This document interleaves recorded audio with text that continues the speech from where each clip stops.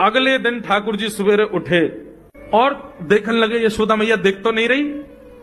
और ठाकुर जी चुपचाप गए महाराज जहां पर सारे मक्खन दूध दही रखे, वहां पहुंच गए गौरस भंडार में। और गौरस भंडार में एक मटकी के ऊपर से ढक्कन हटाए करके जैसे ही ठाकुर जी ने हाथ बोर के पानो प्रारंभ किया, सामने एक खंबा था, उसमें मणि लग रही थी। आज पहली बार 3.5 वर्ष की आयु में ठाकुर जी ने अपना प्रतिबिंब देखा।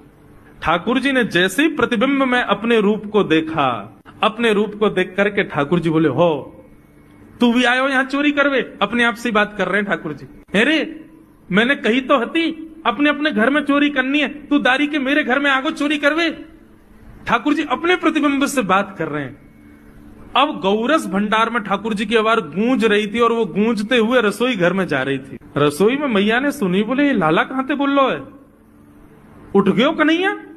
मुझको पतो भी ना चली, नूपुरन की आवाज ना आई। मैया दौड़ करके गई तो देखा ढूंढते ढूंढते गौरस भंडार में ठाकुर जी अपने प्रतिबिंब से बात कर रहे हैं।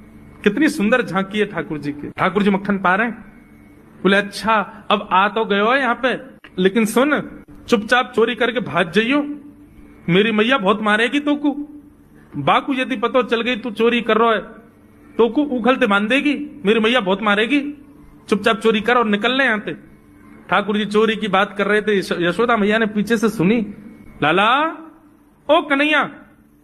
ठाकुर जी घबरा गए, मैया कैसे आ गई? हाँ मैया, कौन से बात कर रहे हो तू? अरे मैया देख हमारे घर में चोर घुसायो है। अपने प्रतिबिंब को दिखा करके ठाकुर जी कह रहे हैं, देख मैया हमारे घर में चोर घुसायो, जे चोरी कर रहे हो हमारे यहाँ के मक्खन की, तो मैया को पकड़वे आयो हूं। नन्हे से गोपाल जी, बहुत मधुर लीला। मैया हंस भी रही है और क्रोध भी कर रही। बोले अच्छा जो चोरी कर रहे हो? बोले हाँ।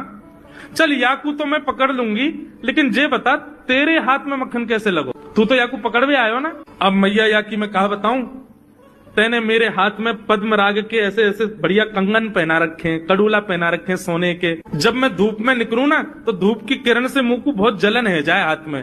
तो कल मेरे सखा मधुमंगल ने मुझसे कही, बोले लाला जे जलन तेरी दूर रह जाएगी, तू मक्खन में हाथ बोर लियो अपनो, सोई तेरी जलन दूर रह जाएगी। या हमारे मैया जलन हटावे के काजी मैंने हाथ बोरो है। मैया बोली अच्छा चल लाला, यहाँ तो तेरे जलन है रही और यहाँ पे यहाँ मक्खन कैसे लगो?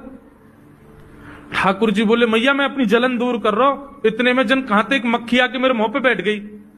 बाकू उड़ावे के काज मैंने जैसे मुंह पे हाथ किया सो मक्खन मेरे मुंह पे लग गो। मैया बोली लाला तू चोरी भी करन लगो और अब झूठ भी बोलन लगो मुझसे। ठाकुर जी ने ग्वाल वालों से कहा भैया मिशन फेल हो गया, घर में तो चोरी नहीं कर पाए हम।